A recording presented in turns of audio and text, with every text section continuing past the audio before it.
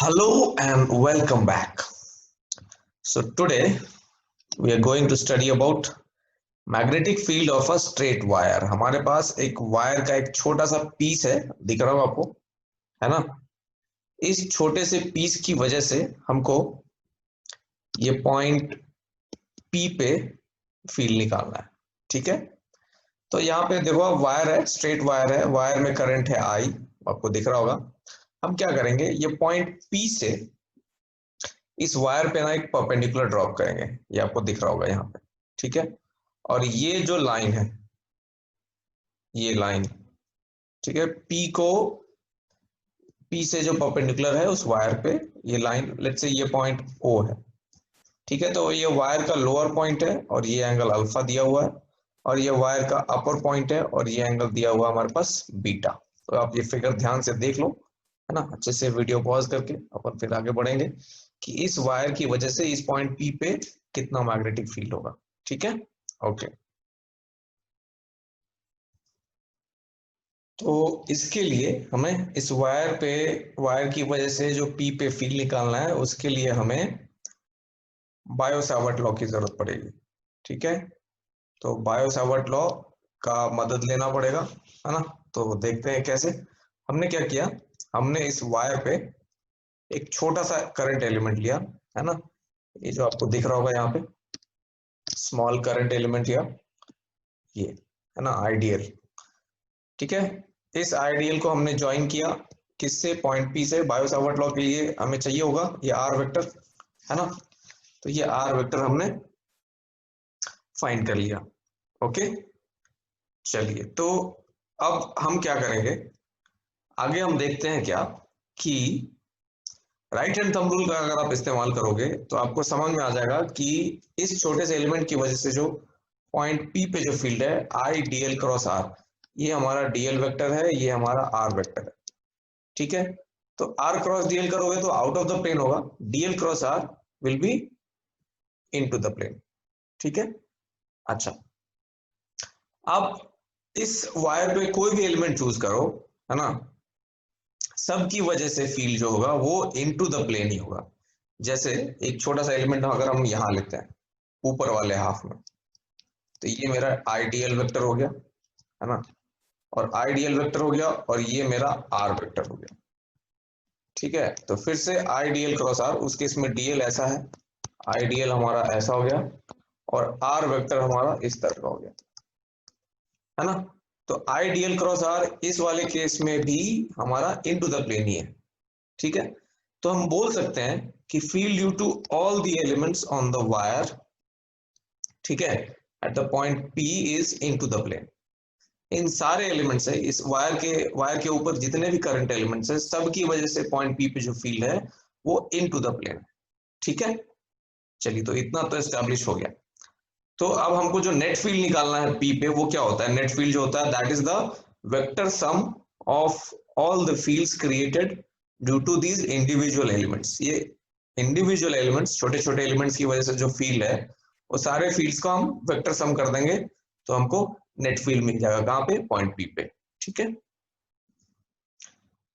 लेकिन चूंकि ये सारे फील्ड्स हमारे सब सेम ही डायरेक्शन में इनटू द प्लेन है, तो हम सीधा सीधा उनको स्केलर जैसा भी ऐड कर सकते हैं। अगर हमारे पास सारे वेक्टर्स एक ही डायरेक्शन में है जिनको हमको ऐड करना है, तो हम क्या करते हैं, सीधा सीधा, जैसे मान लीजिए वेक्टर 1 है, इसका मैग्नीट्यूड, इसका 2 है, इसका 3 है, तो हम क्या करते हैं, अगर सारे सेम डायरेक्शन में तो सीधे सीधे मैग्नीट्यूड ऐड कर देते हैं ना स्केलर जैसा। तो वही काम हम यहाँ पे भी कर सकते हैं। ठीक है, ओके, तो आगे बढ़ते हैं। तो अभी क्या करेंगे, पहले हम सिर्फ नीचे वाले पोर्शन की वजह से निकालेंगे। ये जो हमारा जो पॉइंट ओ है ना, पॉइंट ओ जो है, पॉइंट ओ से जो नीचे जो वायर का पोर्शन है उसकी वजह से फील्ड निकालते हैं पॉइंट पी पे। तो लोअर पोर्शन में एक छोटा सा एलिमेंट लिया हमने, है ना, ये आइडियल एक छोटा सा एलिमेंट लिया हुआ है। ओके, और जिसका डिस्टेंस ये वायर के लोअर वाले एंड से, the distance of this point here is L, है ना, ये दिख रहा होगा आपको। Okay, all right. तो यहाँ पे आपको एंगल दिख रहा होगा, डीएल वेक्टर और आर वेक्टर के बीच में एंगल थीटा दिख रहा है, ठीक है। तो हम जो डीबी वेक्टर का जो मैग्नीट्यूड होगा वो क्या होगा, वो बायो-सावर्ट लॉ अगर फॉर्मूला लगाओगे आप, है ना, तो mu naught by 4 pi I dl cross r, है ना। अब डीएल क्रॉस आर का मैग्नीट्यूड क्या होगा, डीएल क्रॉस आर का magnitude will be equal to dl into r into sine theta, है ना, यहाँ पे लिखा हुआ है। तो हमारे पास बायो-सावर्ट लॉ से ये हमारा फील्ड का मैग्नीट्यूड आ गया, ठीक है, ओके। तो अब ये थीटा है और यहाँ पे ये है थीटा डैश, है ना, ये एंगल आपको थीटा डैश दिख रहा होगा, ये वाला एंगल, ओके। तो थीटा डैश क्या है, ये राइट एंगल ट्रायंगल है ना। ये पॉइंट ओ ले लो, अगर आप ये ए ले लो तो O A P right angle triangle है। तो theta dash is equal to 90 degrees minus theta, है ना। तो उससे हम बड़े आराम से लिख सकते हैं क्या, उससे हम निकल सकते हैं, तो साइन थीटा क्या हो जाएगा, sine theta will be equal to cos theta dash, है ना। तो हमने ये एक चेंज किया यहाँ पे। तो बायो-सावर्ट लॉ से हमारे पास बाकी सब कुछ को सेम रखा है, खाली ये थीटा साइन थीटा को कॉस थीटा डैश लिख रखा है क्योंकि वो कॉम्प्लीमेंट्री एंगल्स है, ठीक है, ओके। आगे बढ़ते हैं, चलिए तो आगे बढ़ते हैं। तो यहाँ पे क्या हो जाएगा हमारे पास, तो अब इसको आप यहाँ पे क्या करोगे, ये आर बाई आर क्यूब है, तो ये यहाँ पे हमारे पास आर स्क्वायर हो गया, बाकी सारे टर्म्स हमारे इस टर्म में सेम ही रहेंगे, ठीक है। चलिए तो अब आपको क्या करना है, all that remains to be done, अब कुछ नहीं करना है, ये सारे छोटे छोटे फील्ड्स का हमको वेक्टर एडिशन करना है। मैं पहले भी बता चुका हूँ कि वेक्टर एडिशन यहाँ पे करना बहुत ही आसान है क्योंकि सारे फील्ड्स सेम ही डायरेक्शन में है, तो सीधा सीधा उनको स्केलर की तरह ऐड कर देना है, विच मीन्स इंटीग्रेशन। अब यहाँ पे जितने हमारे पास ऐसे कितने सारे एलिमेंट्स है, यहाँ पे जो वायर है, यहाँ पे इस तरह के कितने सारे एलिमेंट्स होंगे, इनफाइनाइट नंबर ऑफ एलिमेंट्स होंगे। तो सीधा ऐड नहीं करना है हमको, यहाँ पे क्या करना है, फील्ड्स को इंटीग्रेट करना है, ठीक है। एडिशन की जगह इंटीग्रेशन करेंगे because the number of such elements is infinite here ना, ये इनफाइनाइटेसिमली स्मॉल एलिमेंट है, ओके। चलिए तो यहाँ पे लेकिन आरएचएस में ये जो आरएचएस है, यहाँ पे ये जो आपको दिख रहा है, ये डीबी का जो फॉर्मूला हमने अभी डिराइव किया, यहाँ पे 3 वेरिएबल्स है, एल भी है, एल चेंज हो रहा है, देखो आप जैसे जैसे आप एलिमेंट चेंज करोगे वैसे वैसे ये एल चेंज हो, जैसे इस वाले एलिमेंट के लिए, है ना, एल की वैल्यू अलग होगी क्योंकि एल जो है वो हमारा वायर के नीचे वाले एंड से मेजर कर रहा है। तो वैसे ही जैसे जैसे आप एलिमेंट चेंज करते जाओगे ये एल हमारा चेंज होता जाएगा, ठीक है। उसी तरह से ये जो हमारा थीटा है वो भी चेंज होगा एलिमेंट के हिसाब से, और जैसे उसी तरह से हमारे पास ये जो आर वेक्टर है हमारा वो भी चेंज होगा, है कि नहीं। अलग अलग एलिमेंट्स के लिए R vector will be different, okay. So हमको क्या करना पड़ेगा, ये जो चीज है इसको एक सिंगल वेरिएबल में रिड्यूस करना पड़ेगा, है ना। वो सिंगल वेरिएबल में रिड्यूस कैसे करेंगे आइए देखते हैं। तो यहाँ पे जो राइट एंगल ट्रायंगल आप देख रहे हो, ये वाला राइट एंगल ट्रायंगल, इसमें आप tan थीटा डैश की वैल्यू देखोगे तो tan theta dash will be equal to, है ना, ये हमारे पास ये डिस्टेंस स्मॉल एल है, लोअर वाले एंड से जो डिस्टेंस है, the distance of this point here is small l. अगर आप देखो तो ये वाला कितना था, ये वाला स्मॉल एल था, और ये हमारा टोटल डिस्टेंस कितना लिया था हमने, यहाँ से लेके यहाँ तक, इसका जो ये पॉइंट ओ तक का जो डिस्टेंस था वो हमने कैपिटल एल लिया था। तो और x जो है, x हमारे पास यहाँ पे परपेंडिकुलर डिस्टेंस है, ठीक है, perpendicular distance of the point P from the wire. तो tan थीटा डैश की वैल्यू आप देखो, tan थीटा डैश जो है वो हमारे पास कितना है, capital L minus small l, ये वाला डिस्टेंस डिवाइडेड बाय x, ठीक है, ओके। तो अभी क्या करते हैं, इसको इस तरफ लेके जाते हैं, है ना, x को क्रॉस मल्टीप्लाई कर दिया तो x tan theta dash is equal to capital L minus small l। तो अब इसमें देखो क्या क्या फिक्स्ड है, एक तो हमारे पास x फिक्स्ड है, x चेंज नहीं होगा, जैसे जैसे मैं एलिमेंट्स चेंज करता जाऊंगा x तो फिक्स्ड है ना, वायर का perpendicular distance from the point, और ये हमारे पास कैपिटल L भी फिक्स्ड है, ठीक है। क्या चेंज हो रहा है, ये स्मॉल l चेंज हो रहा है और ये थीटा डैश चेंज हो रहा है। तो हम क्या करते हैं, दोनों साइड डिफरेंशिएट करते हैं ना with respect to theta dash. तो ऐसा कर लिखेंगे हम, d by d theta dash of x tan theta dash is equal to l minus l, इधर भी d by d theta dash. तो अब करोगे इसमें x बाहर आ जाएगा, है ना, तो ये क्या हो गया हमारे पास, इधर लिख रहा हूं मैं राइट साइड में, x बच गया अंदर tan थीटा, तो उसका हो गया sec स्क्वायर थीटा डैश। और इधर इसमें जो पहला वाला टर्म है उसका डिफरेंशिएशन 0 हो गया, तो 0 माइनस, और बचा हुआ अंदर dl by d theta dash. तो इसको आप करोगे तो अब हमारे पास आएगा dl is equal to minus x sec square theta dash into d theta dash, वही हमारे पास यहाँ पे लिखा हुआ है। ठीक है, तो ये हमारे पास आ गया dl। ऑलराइट, चलिए तो इसका काम तो हो गया हमारे पास, dl वाला काम तो हो गया, बच गया क्या हमारे पास, ये r को कैसे हटाना है। तो r, आप ये ट्रायंगल फिर से देखो, तो इस ट्रायंगल में आप देखोगे तो r cos theta dash will be equal to x। ठीक है, तो हमारे पास r क्या हो गया, x sec थीटा डैश। तो हमारे पास ये dl का भी इंतजाम हो गया और हमारे पास r का भी इंतजाम हो गया। तो हमारे पास जो बायो सावर्ट लॉ था, है ना, तो उसमें हमारे पास क्या था, अगर आप पीछे जाओगे, है ना, तो पीछे जाओगे तो आप देखोगे कि हमारे पास जो आया था फॉर्मूला, वो हमारे पास ये आया था, है ना। तो इसमें हम dl की वैल्यू सब्स्टिट्यूट करेंगे जो हमने अभी निकाली, है ना, और r की वैल्यू सब्स्टिट्यूट करेंगे जो हमने अभी निकाली। तो आप ये फॉर्मूला एक बार ध्यान से देख लो, एक बार नोट कर लो, है ना, और अपन इसमें dl और r स्क्वायर की वैल्यू सब्स्टिट्यूट कर देंगे। ठीक है, बाकी cos थीटा डैश को वैसे ही छोड़ देंगे। ठीक है, देखो इससे क्या फायदा होगा। ओके नाउ तो dl की वैल्यू यहाँ पे डाली हमने, dl की वैल्यू हमारी कितनी आई है, minus x sec square theta dash d theta dash. ठीक है, और जो r है, r स्क्वायर की वैल्यू यहाँ पे हमने x square sec square theta dash डाली, और बाकी cos थीटा डैश को वैसे ही छोड़ दिया। तो ये देखो सेक स्क्वायर थीटा डैश और ये वाला sec square theta dash cut गया, है ना, ये x से एक x कट गया, तो हमारे पास क्या आ गया, minus mu naught I by 4 pi x, ये सब sec square theta dash sec square theta dash cancelled, बच गया हमारे पास ये वाला term cos theta dash into d theta dash. ठीक है, ये देखो आप ध्यान से, ये रह गया हमारे पास सिर्फ एक। अब देखो ये इससे फायदा क्या हुआ, ये सब कुछ सिर्फ सिंगल एक वेरिएबल में रिड्यूस हो गया, और वो वेरिएबल कौन सा हमारे पास, थीटा डैश। अब इसको इंटीग्रेट करना बहुत ही आसान है, तो हम लोग क्या करेंगे, लोअर हाफ की वजह से जो टोटल मैग्नेटिक फील्ड होगा, है ना, वो हम क्या करेंगे, इस एक्सप्रेशन को इंटीग्रेट करके निकालेंगे विद इन प्रॉपर लिमिट्स। तो इंटीग्रेशन, अब आता है सवाल की लिमिट क्या डाली जाए थीटा डैश पे। देखिए ये भी बहुत ही आसान है, ठीक है, सिंपल है, ये लिमिट हम निकालना है हमें, बहुत ही आसान। क्या करते हैं, जो लोअर मोस्ट पॉइंट है, ठीक है, जो थीटा डैश जो मेजर कर रहा है ना, वो ध्यान रखो आप, थीटा डैश कहाँ से मेजर हो रहा है। अगर आप पिछला डायग्राम देखोगे, है ना, अगर आप ये वाला डायग्राम देखोगे तो इसमें आपको समझ में आएगा कि थीटा डैश जो है वो इस वाले लाइन से मेजर हो रहा है, इस वाले लाइन से, है ना, एलिमेंट और एलिमेंट को पी से ज्वाइन करके जो एंगल मिल रहा है वो है हमारा थीटा डैश।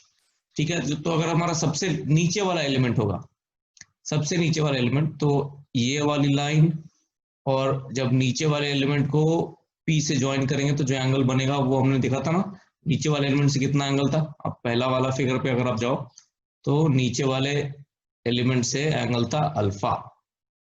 ठीक है, सिंपल। ओके, तो चलते हैं वापस। तो हमारे पास ये जो आया था, हमारे पास जो, तो इस वाले एलिमेंट के लिए, है ना, थीटा डैश की वैल्यू क्या हो जाएगी, अल्फा हो जाएगी। वैसे ही अगर हम सिर्फ लोअर हाफ के लिए निकालना है, तो हमको ये पूरा लोअर, हमारा जो लोअर हाफ में जो टॉप मोस्ट एलिमेंट है वो कौन सा है, वो ये वाला एलिमेंट है ना। हम अपर हाफ के लिए अभी नहीं निकाल रहे हैं, सिर्फ लोअर हाफ के लिए निकाल रहे हैं। तो लोअर हाफ में जो ये जो एलिमेंट है, तो इसको अगर मैं पी से ज्वाइन कर दूं, तो ये जो लाइन मिल रही है वो तो इस परपेंडिकुलर के साथ कोइंसाइड ही कर रही है ना। तो यहाँ पे थीटा डैश की वैल्यू कितनी हो जाएगी, 0 हो जाएगी, है ना। तो हमको प्रॉपर क्या करना है, इसको इंटीग्रेट कर देना है, कहाँ से, अल्फा से लेके 0 तक। ठीक है, बाकी आप ये इंटीग्रेशन कर लेना, है ना, इतना डिटेल में नहीं जाएंगे हम लोग, बस सीधे सीधे आप देखो कि ये आंसर आ गया mu naught by 4 pi x sine alpha. Alright, चलिए आगे बढ़ते हैं।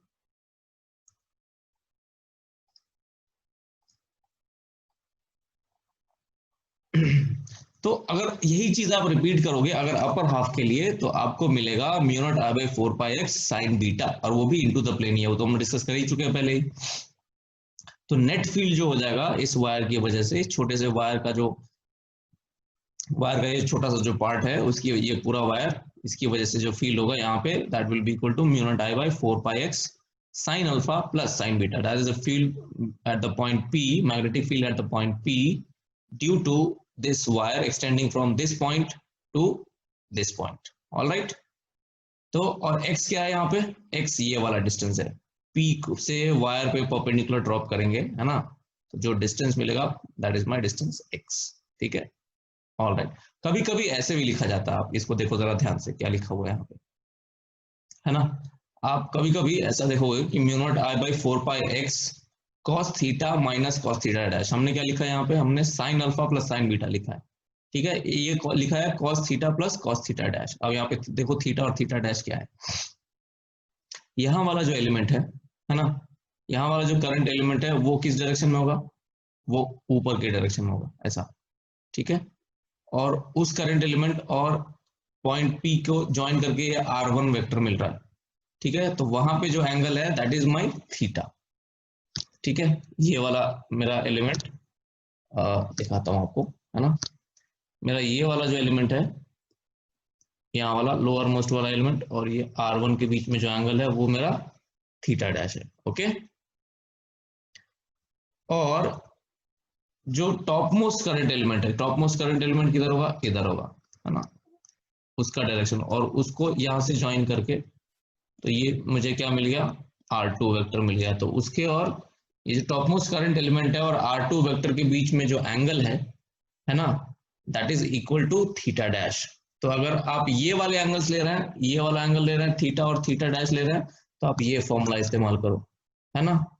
लेकिन ये चूंकि HCP में दिया हो इसलिए मैंने एक बार डिस्कस कर दिया, बट मैं प्रेफर करूंगा कि आप लोग ये वाला फॉर्मूला इस्तेमाल ना करें, क्योंकि इसमें जो होता है इसमें कंफ्यूजन होता है. तो अपन क्या करेंगे, अपन ये वाला सिंपल सा फॉर्मूला इस्तेमाल करेंगे.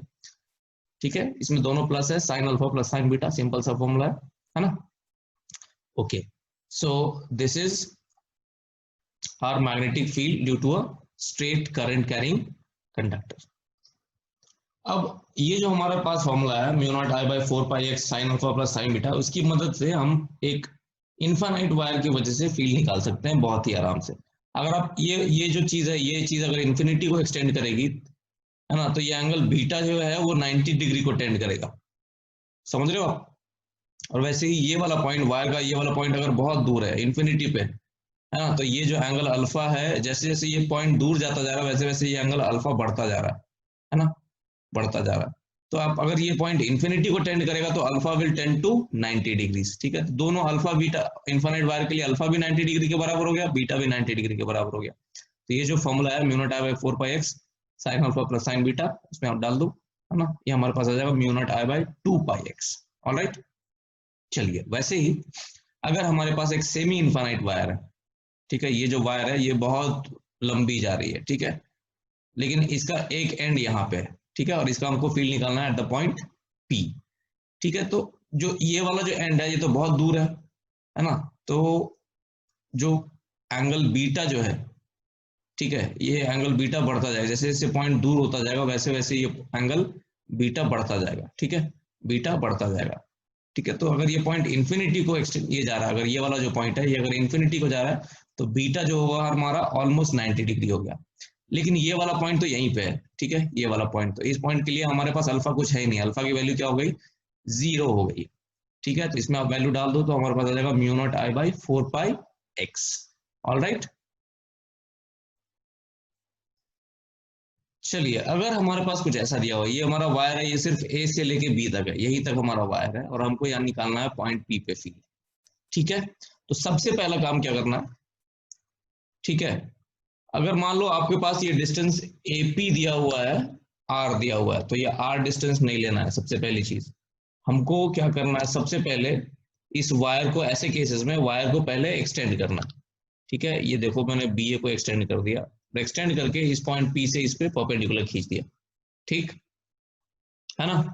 तो पहले सबसे पहला काम यही करना है, वायर को एक्सटेंड करके और P से उस पे परपेंडिकुलर खींच देना है. ठीक है. चलो, अभी ये काम हो गया, तो हमको ये चीज मिल गई, ये परपेंडिकुलर मिल गया.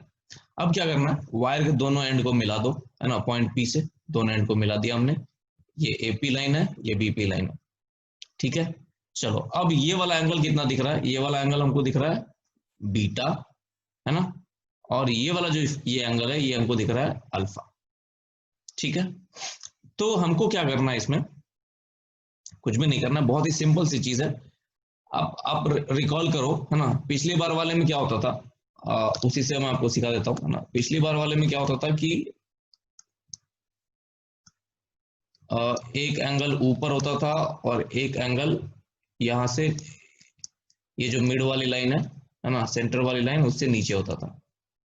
ठीक है, तो इस बार ये एंगल अल्फा तो ठीक है, ओके, अल्फा एंगल हमारे पास है, अल्फा एंगल, ये वाला एंगल अल्फा एंगल ये तो है हमारे पास, बट बीटा एंगल, है ना, जो बीटा वाला जो एंगल है, ये वाला जो है, ये वाला पार्ट उसमें से गायब है। मतलब हम क्या कह रहे हैं, ये जो ऊपर वाला पार्ट था यहां से, है ना, ये वाला पार्ट था, इस वाले पार्ट में जो था फील्ड वो हम निकाल चुके थे, देखा था हमने, mu naught r by 4πx, है ना। अगर ये डिस्टेंस हमने x लिया तो mu naught r by 4πx sine alpha था।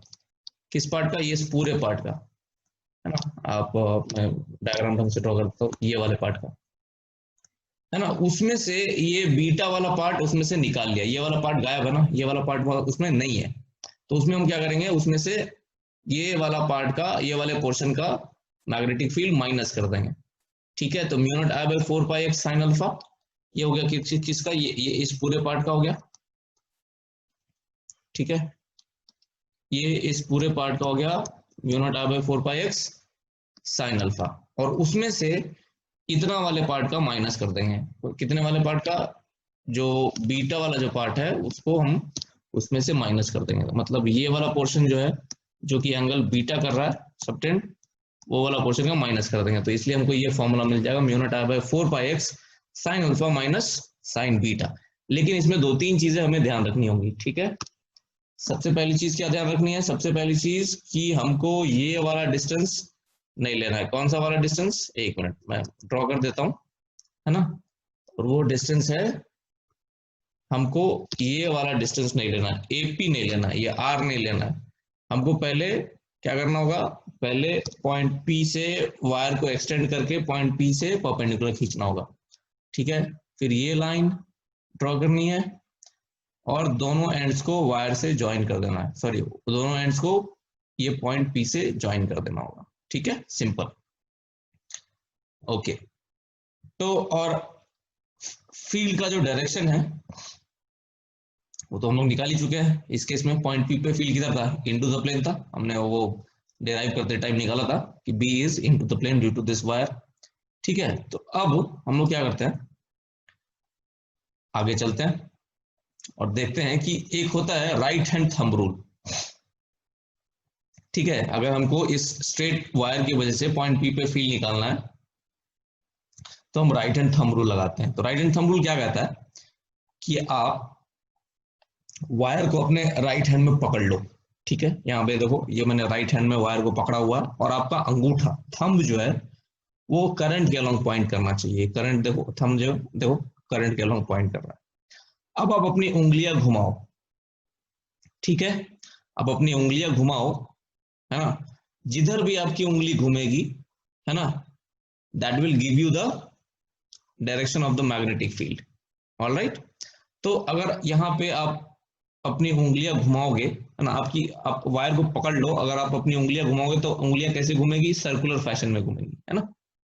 वायर को पकड़ के अगर आप अपनी राइट हैंड की उंगलियां घुमाओ तो सर्कुलर फैशन में उंगलियां घूमेंगी, है ना। तो पॉइंट पी पे जो फील्ड होगा, पॉइंट पी पे आपकी उंगली किधर जा रही होगी, पॉइंट पी पे आपकी उंगली जा रही होगी अंदर की तरफ, है ना, इनटू द प्लेन, है ना।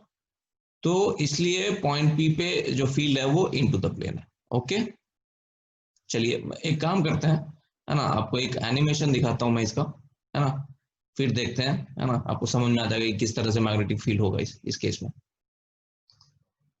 तो यहाँ देखो, इस वीडियो से आपको समझ में आ जाएगा कि राइट हैंड थंब रूल कैसे लगाना है, राइट हैंड थंब रूल की मदद से मैग्नेटिक फील्ड का डायरेक्शन कैसे निकालना है इस केस में। ठीक है, देखो आप